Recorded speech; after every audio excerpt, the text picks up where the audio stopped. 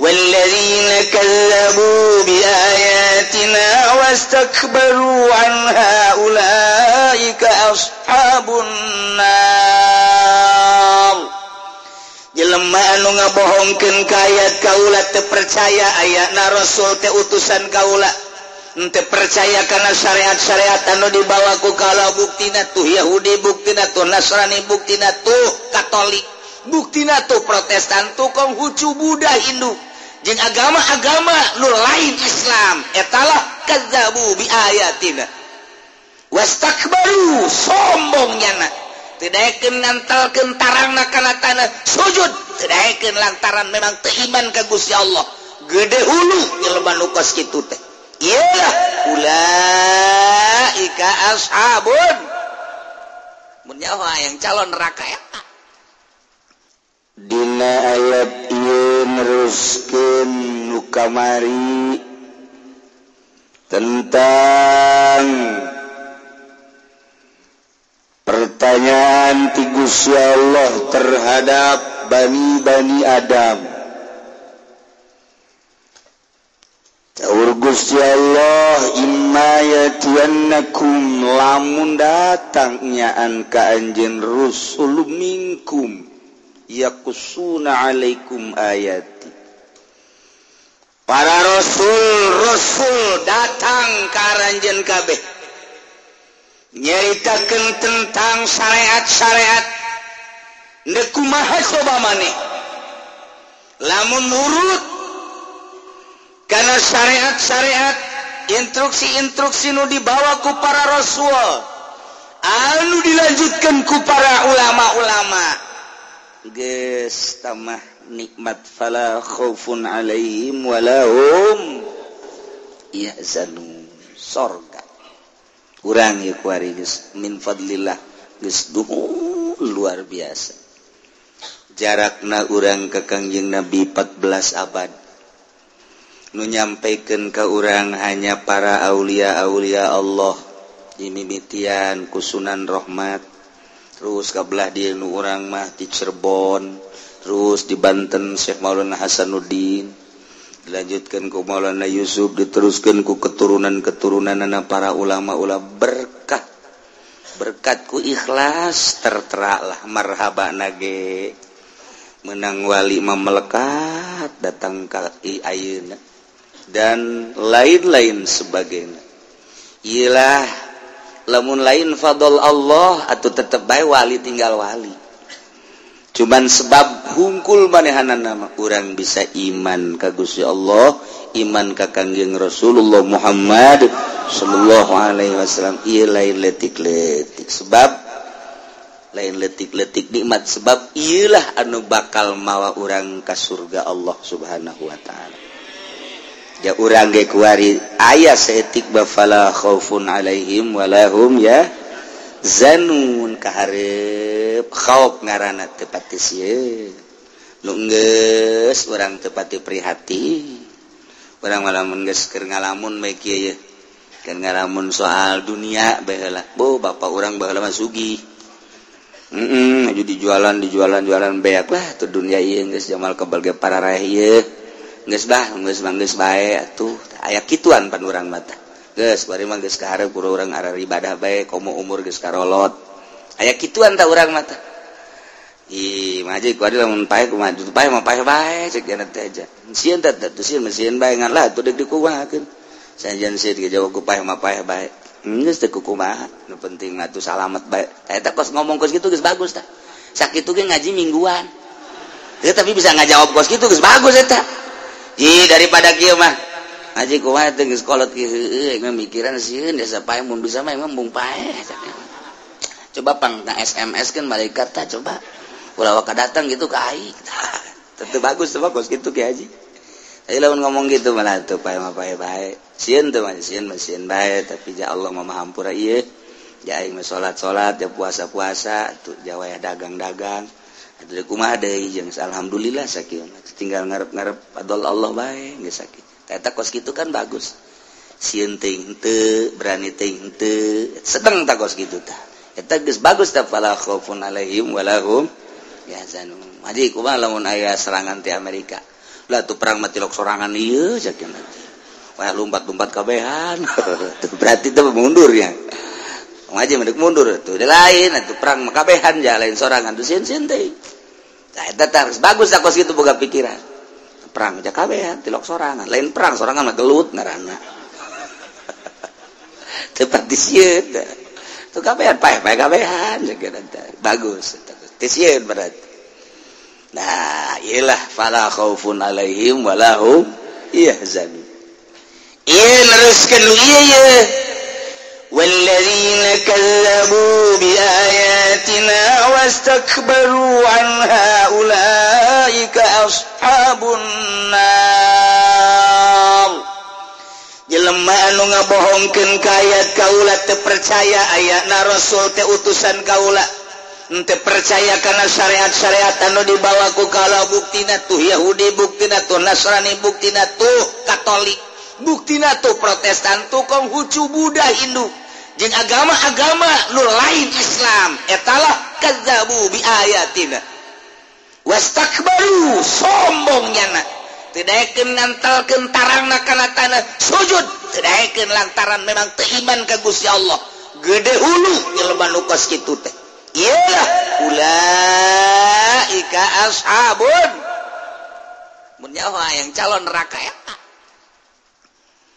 asal lu teu salat teu puasa etalah calon panggangeun Allah di neraka brak pamajikan urang aduh sia ku aing dikeukepan bae tapi tilok salat kumaha ngomong kos kitu babagi bae atuh ke di akhirat kakak atuh ka sorga kula ka neraka tah mun ngomong kitu geus mantep kan hati sial ya pabajikan teu bisa dinasehatan neng aduh ayeuna tuh coba ieu mah malam Jumat ulah nonton TV maca sholawat alah maca sholawat kara kuari bae kakak nganasehatan dia keur akur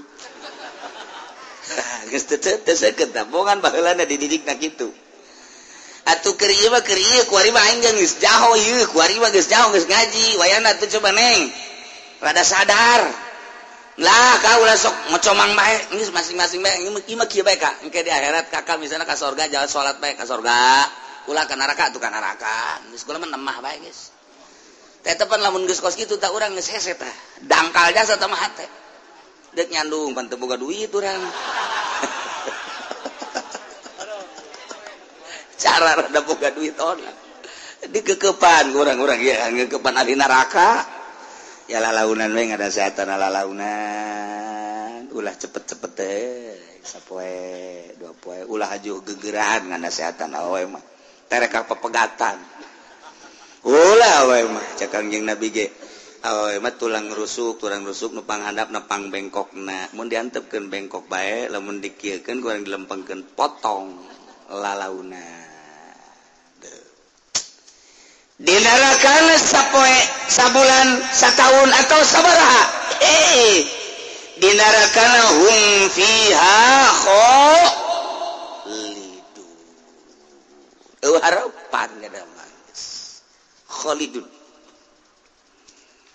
salilana nya nama di neraka teh masyaallah karim ieu jelema-jelema nu buang kawara biadab dilahirkeun nu ngalahirkeun Gusti Allah nu ngayakeun Gusti Allah hirup nu ngatur Gusti Allah nu ngarizkian Gusti Allah tapi ibadah ka batu teu percayaan bahwa Allah teh pangeran buang kawarah jasa teh batu kunyana dicokot diukir nu sidakep anu sila anu nyekal pentungan dan lain sebagainya dibagus-bagus ditendun di luhur di minyak sengitan di buhuran disembah-sembah oplon teh coba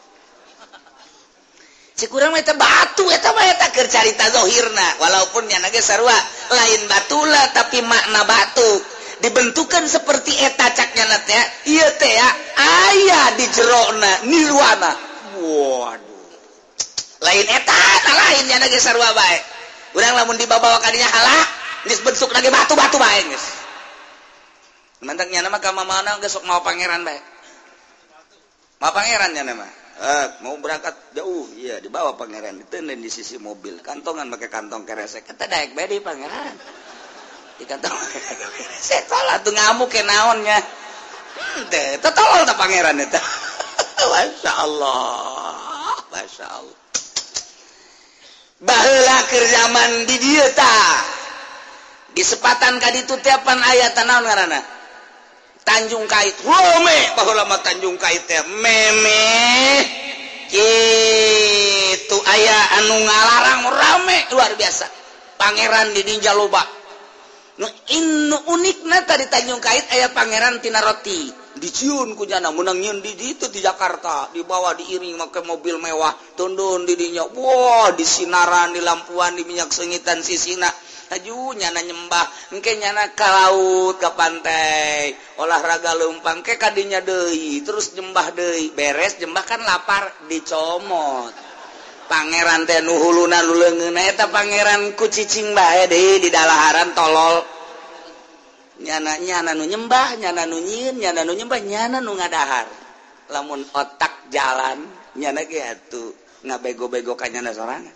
aing sih kunaon bego-bego teh nya kene tapi kulantaran make juri di jerona terus bae terus nyembah ka batu nyembah ka kayu nyembah ka sesembahan teh boloon tapi maha murah Allah nangieun Allah nangiptakeun Allah nu ngayakeun Allah ngahirupkeun jeung ngamatan Allah nyana teu percaya ka Allah dirizkian bae ku Gusti Allah mah pokona mah hayu bae pan aing mah pangeran nu iman ka aing ku aing dirizkian nu teu iman ka aing ku aing dirizkian bae ayu bae pokona mah aing mah pangeran mere bae kasih hitung-hitungan nang ke di akhirat ku aing sia pangeran lo kos kitu bae takhallaku bi akhlaqillah sok geura nyieun budi pekerti anjeun kos Allah turutan geura Gusti Allah urang mah pan bager soe teh kanu mere jelema mere ka urang mere deui bager amat karak urang dibere ojol tah mengarana nu nanya bager amat tanya deui giliran nu teu nanya sia teh teu nanya nya teu hayang nanya urang kos kitu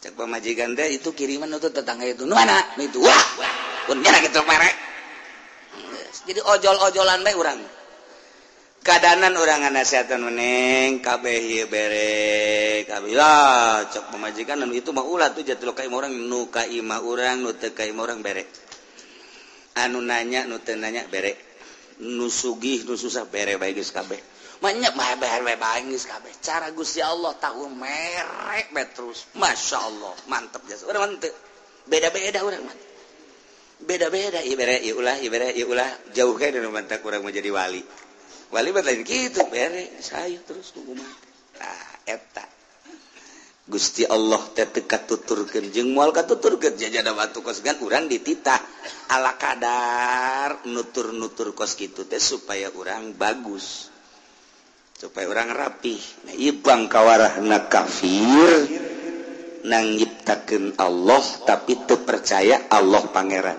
nu ngamere rezeki Allah tapi teu percaya Allah pangeran nu ngahirupkeun Allah tapi teu percaya Allah pangeran nu ngamaotkeun Allah tapi teu percaya Allah pangeran endahan percaya ka patung batu kayu jeung sajabana kuari perbandingkeun coba mana kejahatan nu paling jahat kazoliman nu paling zolim kabangkawarahan nu paling bangkawarah mana saha nu bangkawarah leuwih bangkawarah tibatan jelema nu nyiptakeun Gusti Allah tapi teu percaya ka Gusti Allah nu ngahirupkeun Gusti Allah tapi teu percaya pangeran teh Allah anu ngamaotkeun teh Gusti Allah tapi teu percaya bahwa Allah teh pangeran bandingkeun jeung nu sejen-sejen kabangkawarahan jeung kazolimanana mana nu paling zolim moal aya eta jelema nu paling zolim-zolimna numantak di dia faman awlamu mimman iftara 'ala Allahi kadziba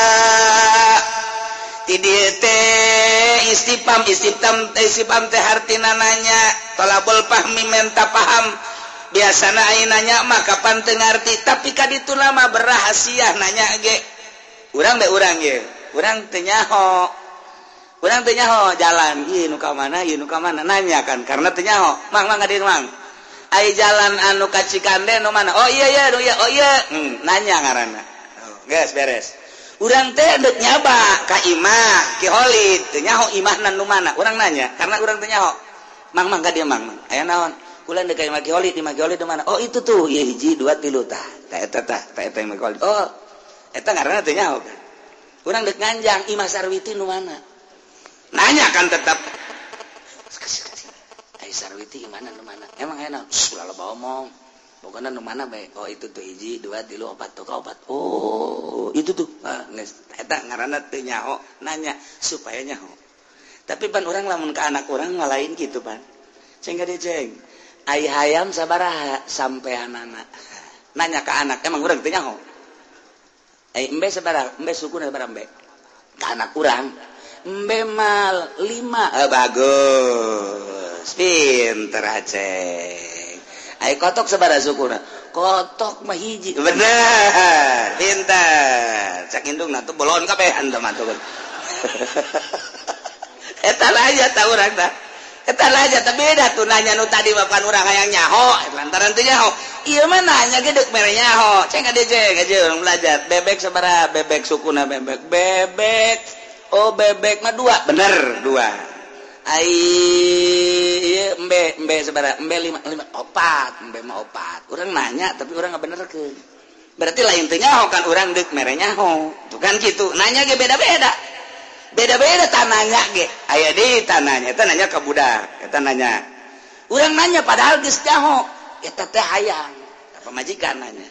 Ka dieu ning dieu. Aya naon? Lamun meuli kongkorong dek, itu teu masalah. Urang geus nyaho pasti teu masalah. Urang geus nyaho pasti teu masalah. Ilaha awewe ditanya hayang kongkorong bermasalah jauh. Eta geus nyaho urang ge pasti jawabanna kos kitu. Coba neng maningan 30 gram maningan 50 tuh mending 50 aing nyaho pasti jawabanna 50 bila perlu 100 atuh talian mah beung kakak ieu gantung eta udah geus Jawa di jero pasti kos kitu tapi nanya kan urang jadi pertanyaan teh kan beda-beda aya nu kieu kan digerokeun anak ceng ka dieu sakali teu nembalan ceng teu nembalan deui cek geura balik geus magrib ka dieu geus magrib geura balik nyana mah ke ulin keneh bae ulin tanu datang pan urang kana ciwir aing sabaraha kali ngagerokeun sia bego geus sabaraha kali abah ngagerokeun sia teu bisa dijawab 3 bah dicampilin ku abahna aing teu perlu jawaban 3 sia ieu teu nurut ka aing geus sabaraha kali tuh ngaji teh kos kitu tah hese tah nanya-nanya keneh tapi jero maknana lain teh jero maknana urang nanya kakak bogoh waduh geus nyaho kabeh mah rahasiana aduh bertanya urang nanya kakak bogoh urang neng aya teh si jawaban neng dina surat nu kamari atau di SMS asana kurang jelas maksudna eta jawaban teh kumaha kok jawabanana inilah saya ciptakan melalui panah asmara eta naon maksudna Masya Allah jantung tembus jantung eta nanya sebenarnya mah geus nyaho nya lagi aduh eta mah ku indah-indahna bae geus hayang langsung ngadenge embung melalui SMS kis gitu jadi ditanya jawabanna geus lah cenah teh perlu dijawab emang kumaha sapenting teu sare ku lagi sarawe oh aku raya kitu mah nyambung berarti urang garing kabehnya alas marat apa teh jadi gering heran eta mah geus kos kitu bae tah nah ieu ge bertanya ye faman azlamu mimman iftara 'ala Allahi kadziba mantap teu meunang ku urang ngahartikeun kieu faman saha nu leuwih zalim tibatan jelema anu ngabohongkeun ka Allah coba saha nu paling zalim ceblek mongkos kitu dekenna itu tah coba dulur saha nu paling zalim tah lain nanyakeun kos kitu teu perlu teman-teman ditafsireun ge lah hiji-hiji acan jelema nu paling buang kawara jeung biadab teu perlu pertanyaan teu perlu jawaban teu perlu mah padahal pertanyaan tapi teu perlu jawaban perlu didengekeun doang ku Celisia. Masa urang-urang acan di dunia nu paling buang kawara, paling goblok, tolol, bolon. paling zalim tibatan jelema nu ngabohongkeun ka Allah nyeun neko-neko ka Gusti Allah nganisbatkeun syarik ka Gusti Allah nganisbatkeun anak ka Gusti Allah majar Allah boga anak cenah Isa teh anak Allah anu paling blona jelema anu nganisbatkeun anak ka Gusti Allah tolol goblok tolol bolon eta tah ieu bahasana faman azlam moal aya jelema nu zalim tibatan eta mun hayang naon kana zalim eta jelema pang zalim nama pang buang kawarah nama nu nyarikeun ka Gusti Allah bahwa Allah teh ngabogaan syarik yeun bumi teh kudu boga batur ngarizki teh kudu boga batur aya syarik atawa nyarikeun ka Gusti Allah teh bahwa aya deui pangeran salian Allah mangeranan ka batu ngalerangan ka kayu jeung sajabana eta syarik ngaranna eta jelema bang kawarah mah kafir teh. Jadi kamu disimpulkan memual ayah jelma nu leuwih zalim jeung bakawarah tibatan kafir eta nu buang kawarah mah. Lantaran geus disadiakeun tempat dagengkeun di akhirat. Urang mah geus disadiakeun di sorga nya mah di neraka. Di kitu-kitu ge tetep bae lantaran nu boga hidayah Gusti Allah nya ge maca ka Quran ieu. Nya ge ngadengekeun aya teh diberi hidayah nutup bae sama sakali percis kos nutupna ki haji anu geus diharam-haram ge ngridit tentu ngridit bae katutup bae tetep bae sanajan geus diharam-haram ge nu itu geus selesai cek geuna mulai deui eta karana katutupan itu aju nanya isu kada sing ngridit ka surga ta neraka neraka sia ka surga mah ka surga ngan ya di neraka lah moal kebal 100 tahun ambo 100 tahun atuh ngeunah henteu ngridit mending dibebas-bebaskeun tapi tetep bae lantaran kahijab ku kalazatan dunia atuh terus bae ngridit bae tah ieu mah kakarake perbah maksiat ari ieu mah kapan wah kakapira mentek Gus Dur balalagaan-lalagaan ge sok hayang seuri aya bae tah hayang seuri na ka Gus Dur mah aya kiai boga anak 3 cek Gus Dur dina ceramahna nu hiji geus mafan perekonomianna nu hiji sarua sakolana luhur geus teu kudu diurusan ku kolot alhamdulillah malah mere ka kolot tapi nu bungsu ieu asup Kristen ceurik beta kiai teh ceurik beta eureun-eureun nu kahiji mapan nu kadua mapan tapi ieu nu katilu nya bungsu nu bekadeureuh hendahan asup Kristen ceri kapanggih ku Gus Dur Pak Kiai kenapa nangis aja mikirin saya ada yang dipikir apa yang dipikirin saya punya anak 3 terus punya anak 3 yang 2 mah selamat alhamdulillah selamat gimana sekolah sambil nyantren sekarang udah mapan yang kedua juga sekolah sekarang udah mapan juga terus apa yang ditangisi anak yang ketiga kenapa anak yang ketiga yang paling saya senangi yang paling saya sayangi sekarang masuk Kristen atau kenapa nangis Gus Dur mah kos gitu kan atuh bagaimana enggak nangis yo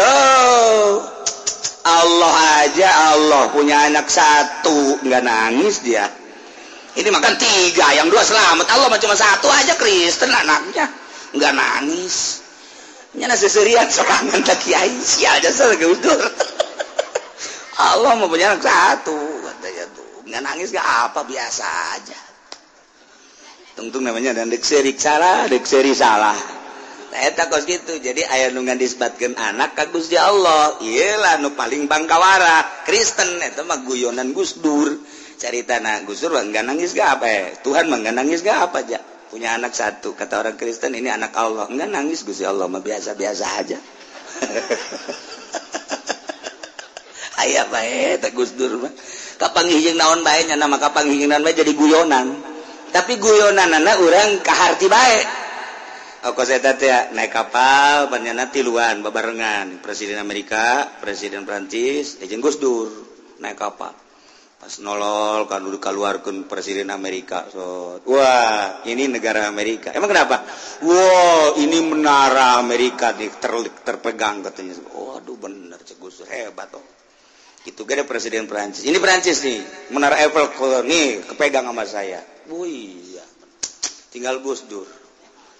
Gus Dur, naon aing cekeun aya. Bener ngaluarkeun leungeun dasar. Wow, ini tenabang ceknya.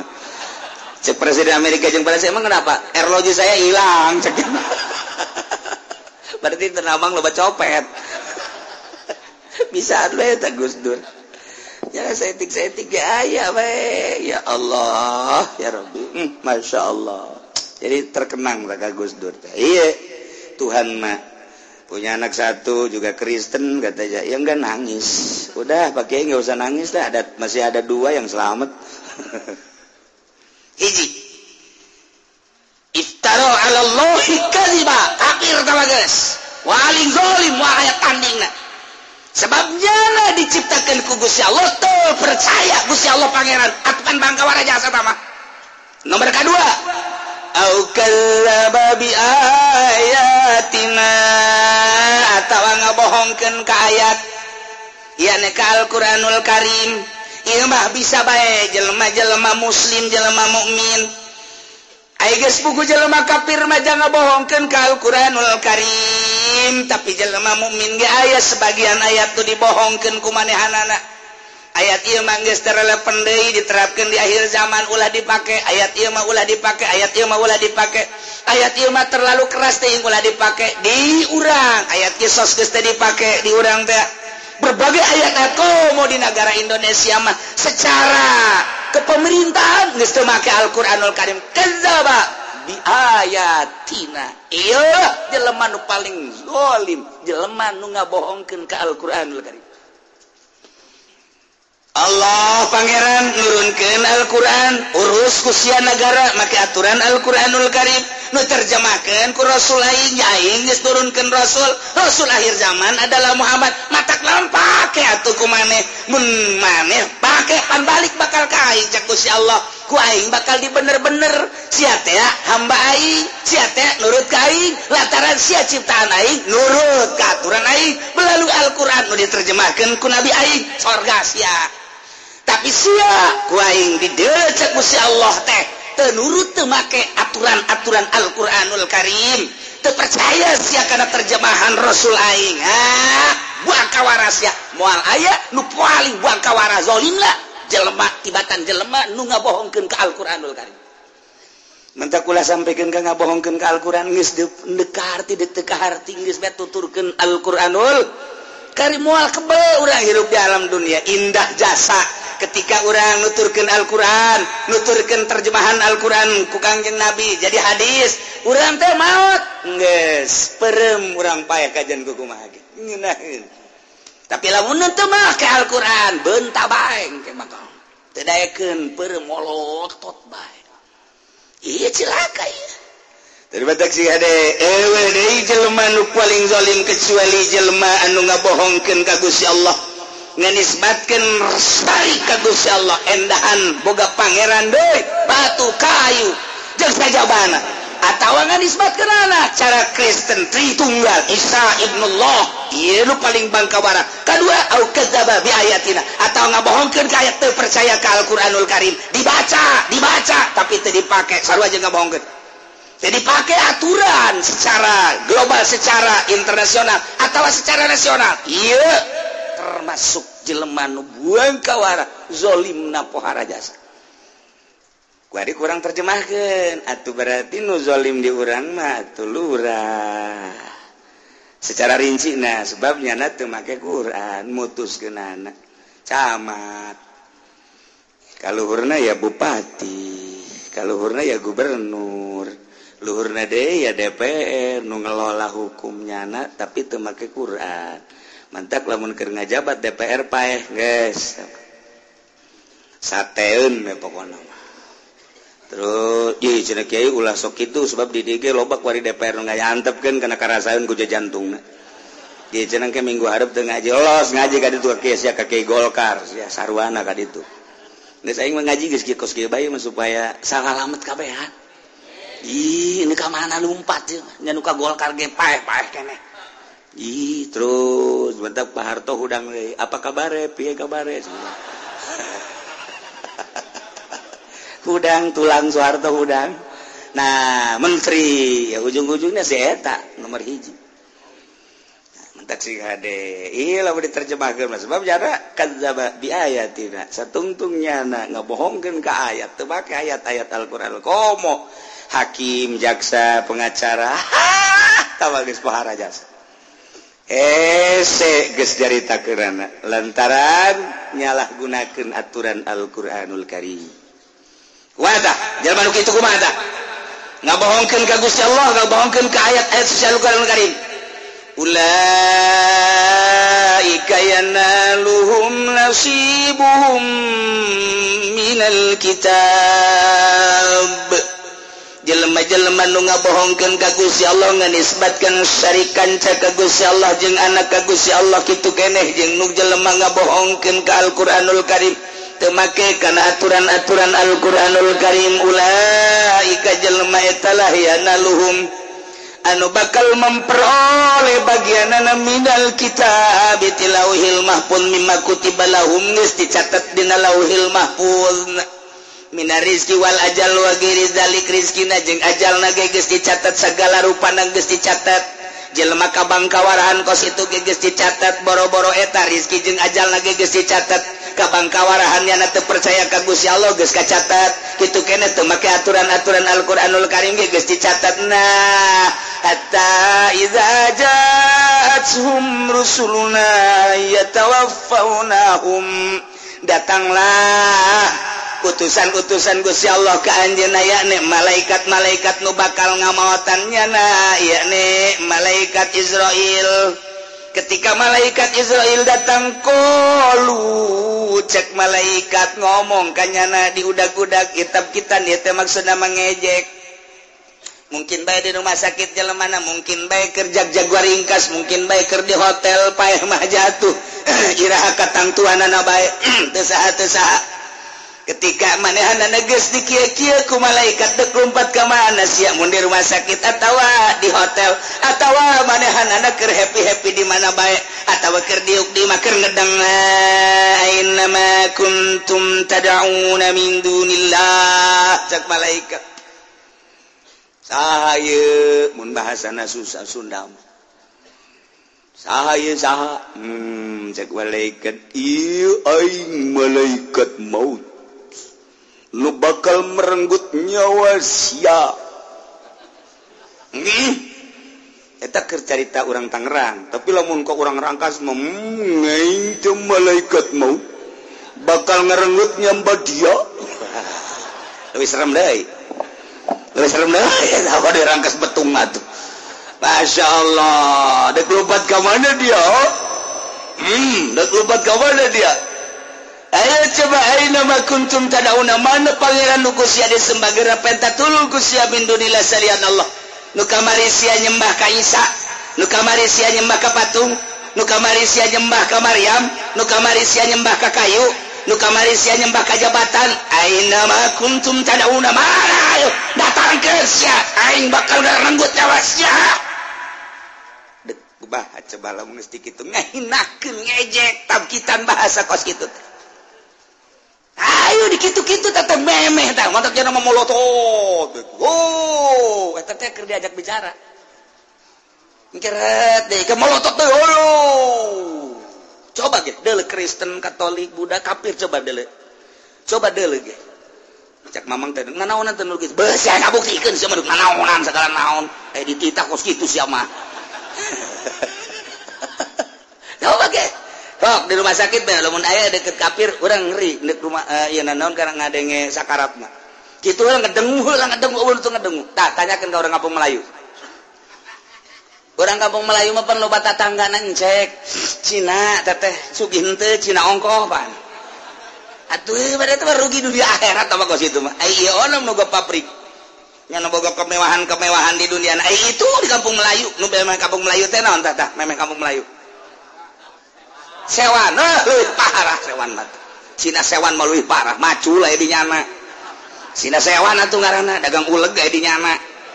Cina sewan, pae coba ge. Tonton coba Cina-Cina eta. Komo bangsa ieu mah nu koskara itu bos-bos. Hei. Siapa ini siapa? Kamu pasti tidak kenal. Ini malaikat maut. Jangan main-main, saya suka main-main. Ada kawan sia. Dibuktikan eueuh teu deuleu kabeh ge. Geus sakarat pa eueuh teu deuleu. Ya Allah ya Rabbi.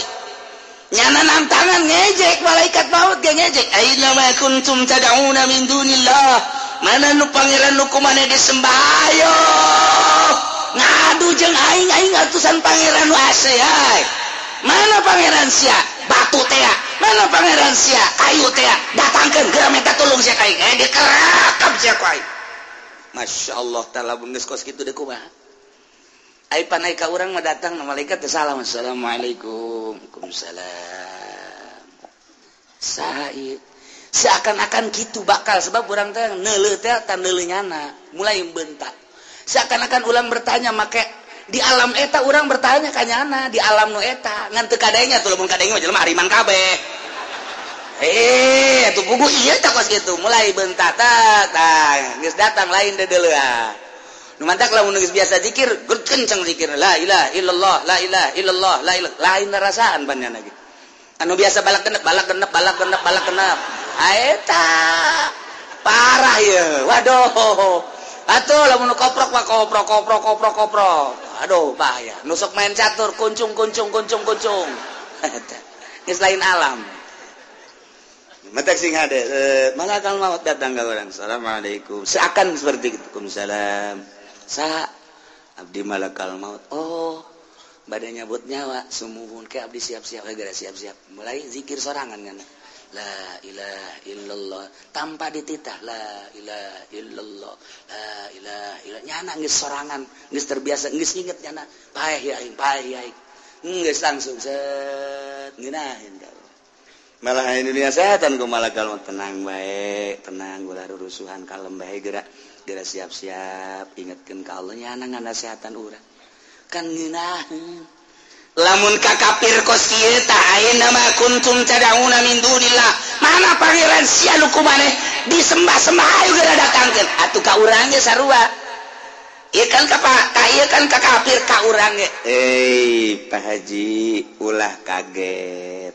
Pak Haji kan kamari salat puasa santunan yatim nu kamari geus disadiekeun 10 juta kan teu jadi kan Haji hook kan cek aja sial jasa malaikat ingsieunan aing pelit kan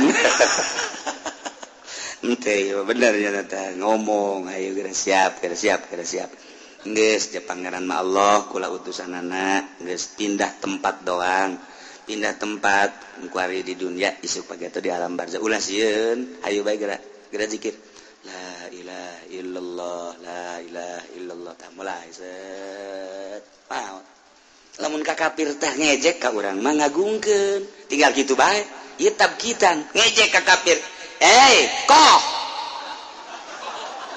ayeuna mah kuntum mana Tuhan wajah singgo ditanya ku malaikat ngejek atuh malaikat ge atuh bahasana ge kitu iya Tuhan coba sampaikan sinahnya kok ngejek kan malaikat atuh ulah kitu ke bahasana enggak gua mau ngejek aja sama lu ya Karim kumaha teh jawabna qalu dallu anna wa syahidu ala anfusihim kafir-kafir ge ngararomong dolu leungit malaikat teh malaeta pangeran teh gobu geus sareuwana ti kaula sanajan disebutan ketika mari kula salila keur di rumah sakit nyebutan teu ka pangeran kaula tapi palam narohum teu neuleseti ketika can sugan hadir wakilna atuh ka dieu komo pangeranana mah ngomongnya lagi geus disebutan salila di rumah sakit berbaring teh kaula teh terus bae ngundangan pangeran nu leutik datang ka nu gede jauh nonghol tolol ta pangeran kunyana geus ditolol-tolol atuh sugan aya utusanana anak pangeran jauh wakil-wakil eueuh cekna dallu anna leungit pangeran ilang gaib eueuh ti penglihatan mata dumantak sakitu disebutan ge diundang ge falam narahum kaula teu neuleuh ayo geura undang deui cek malaikat eueuh dumantak wa syahidu ala anfusihim nyana bersaksi kana dirina ketika nyana deuk maot annahum kanu kafirin dirina bersaksi bahwa dirina maot teh kafir lantaran bayangan-bayangan api tempatnya neraka geus sadarnya na aduh aing mau TKP teu bisaeun nya maca syahadat sebab jana teu pernah maca syahadat hese atuh boro-boro didadak keur sakarat cangkirang nu asup Islam bae ge singko sinci deuk asup Islam tidak maca syahadat wese jasa urang dituntun asyhadu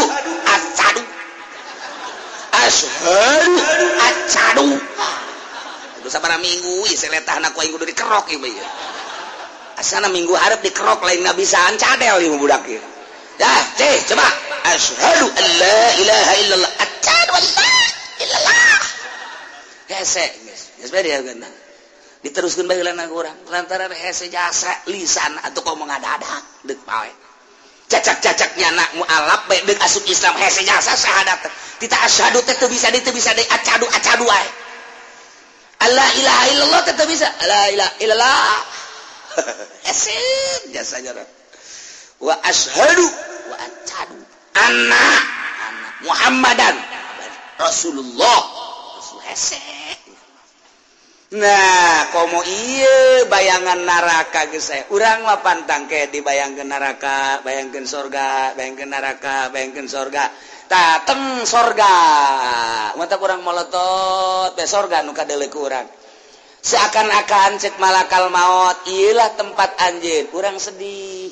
Nu mantak sedih kunaon lantaran teu sapira urang hirup di alam dunia teh ibadah luca lecek tapi bakal ditempatkeun di dinya asana ku inggis amat jeung sedih amat ibadah nu teu sabaraha bakal jadi diucara urang cicing dit isin jasa bakal nempat teh ceurik teh isin neuleuh sorga cai mataan nya isin tempat bakal di dinya sedengkeun salat buka mari luca lecek jasa jeung teu lila perasaan hirup di alam dunia ieu bayangan surga nu sakitu poharana mah mulai anu senyum ke bakalna anu ceurik tanda bagus kos kitu teh naon sabab ieu tah okos jelema barang ngaca beungeutna jore ya aing mah beungeut perang ieu mah ieu beungeut perang ieu mah kos kieu mah ieu tapi barang dikawinkeun jeung anak nu sugih nya pinter jageulis panetanya nangis pupuringisan bae sia bangun pupuringan aing is berarti pantas segala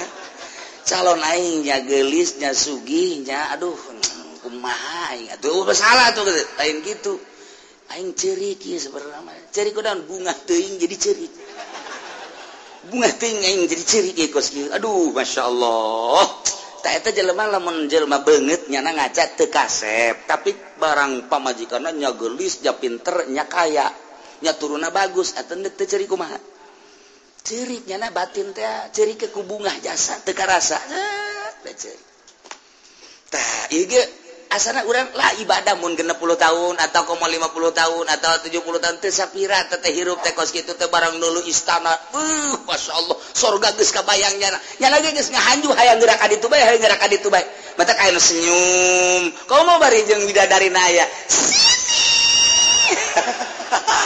aduh geus teu inget alam dunia geus teh aya gegerahan malaikat cabut cepatkeun maduh masyaallah geus poho ka inopat sebenarnya inopat wah di ditu di surga emang kumaha di surga teh ya tazawaruna pada zararah dipertanyakeun kumaha urang di surga lamun urang hayang ka babaturan bisa tah henteu bisa urang keur cicing di surga inget ka babaturan urang ieu kursi teh datang hiber sorangan bae datang ka babaturan urang anu ku urang dikertegeun teh tek je jasia ieu pelukan urang di dinya waduh jeung babaturan di pondok teh waduh keplok alhamdulillah aing teu karti sia bisa ka surga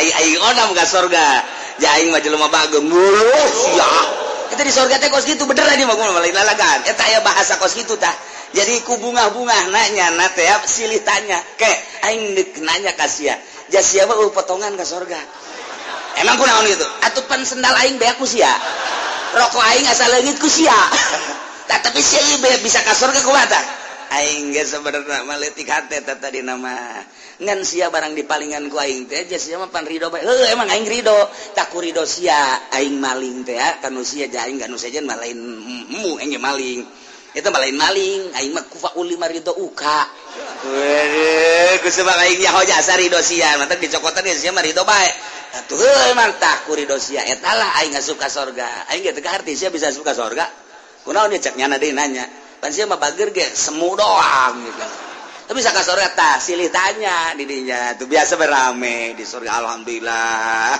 ieu urang bisa ka salarurga kieu teu sangkanya ai babaturan urang nu si anu teh di mana nu mana si Jepri teh heuh naonnya nyana ka sorga apa teu ieu udang deui ieu bareng kursi datang Udin sia ieu aduh pelukan deui tah jadi eta kos karar itu di sorga teh eta geus kanyahoan oh sia ieu di jalan naon oh kula mah gang peking oh gang peking manya di sorga gang peking segala gang perukutu teutik amat tah mah puri aya kos kitu mah wah di sorga mah atuh sablak-ablak masyaallah tah ieu ku bungah-bungahna masyaallah ngadaklah urang mah geus bae maning ditinggalkeun permaksiatan deuleu itu bae heulanan deuleu itu bae bidadari 70 geus menunggu urang Aja Soleh sini Aja Pendi sono